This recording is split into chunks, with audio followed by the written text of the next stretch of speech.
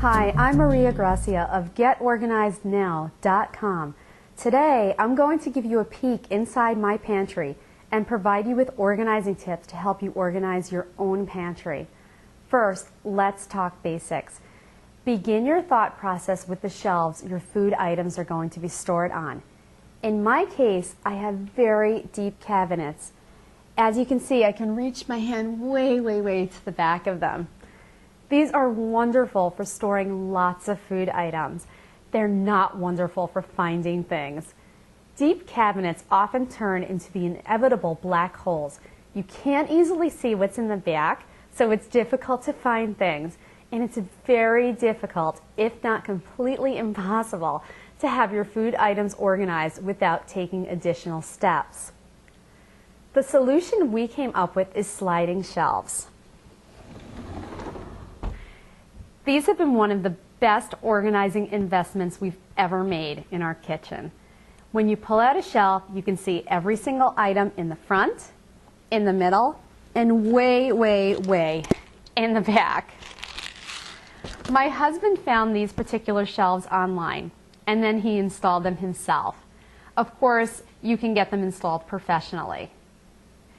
Now, should you put certain food items into containers? While I do recommend and use containers for various purposes, I didn't go that route with my pantry. I feel that my slide-out shelves act as my containers, and it really wasn't necessary. Remember the old saying, don't fix it if it ain't broke.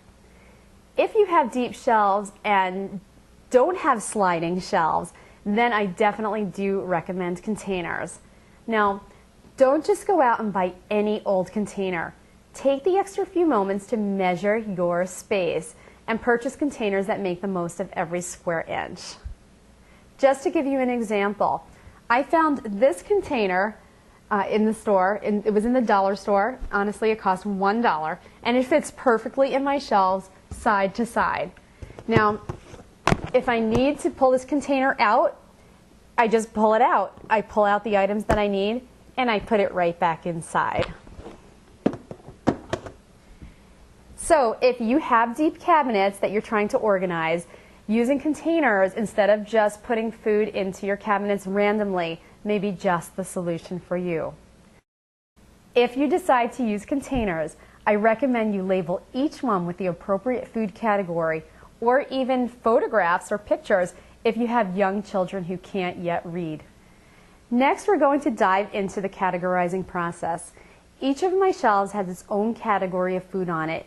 I'm going to go through those categories with you one by one so you can apply those to your own food categories. You may have different ones that you use, or you may use the same ones that I use. It's kind of up to you and the food you and your family eats. My very top shelf are rolls and bread and breadcrumbs, so all like the bread type items. My next shelf down are crackers, your snack crackers, and we definitely eat a lot of crackers and dips, so we have a whole shelf for crackers. The next shelf down is nuts and raisins and dried fruits and popcorn. And my next shelf down, I know this is getting kind of low, so you can't really see it, but you can just trust me. I have rice and pasta and barley and dried beans. My next shelf down is my daughter's shelf.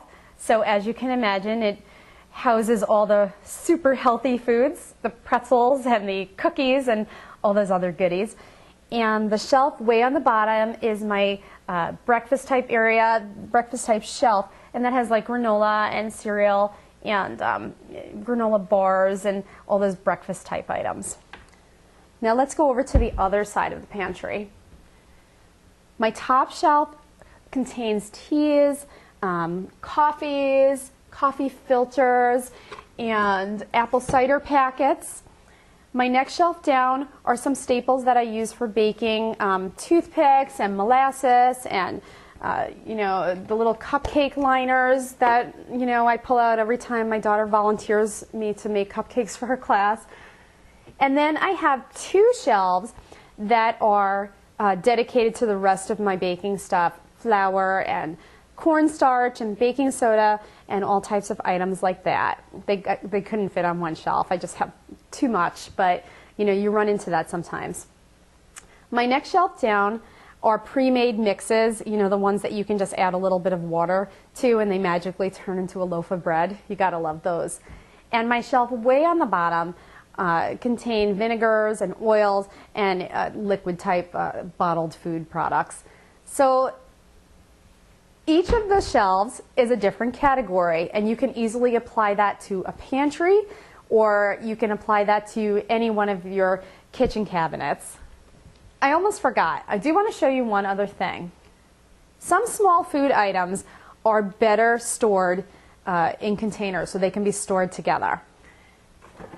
I have this one container in here that stores all instant coffees, you know, and I keep these for when we have guests and, you know, the coffee pot hasn't been turned on yet and a guest is just looking for a quick, you know, cup of coffee. So you should know that I didn't go out and spend money for a container to organize these items. I found this particular container just sitting in one of my closets. Somebody gave me a gift a while ago, and this container, I wasn't using it for anything else, so I'm using it to store these coffee items in it, and it works beautifully without spending a dime. I even have my teas organized into this cute little basket. It was an Easter basket my daughter received years ago that she doesn't use anymore. So, you know, it's become one of my storage containers now. And I'm sure if you go through your house, you can find many, many storage containers if you just put a little creativity into it and, you know, take a peek around. I hope this Gone video has given you some ideas that you can use to get your pantry beautifully organized. I'm Maria Gracia. Thank you so much. And remember, there's no better time to get organized than to get organized now.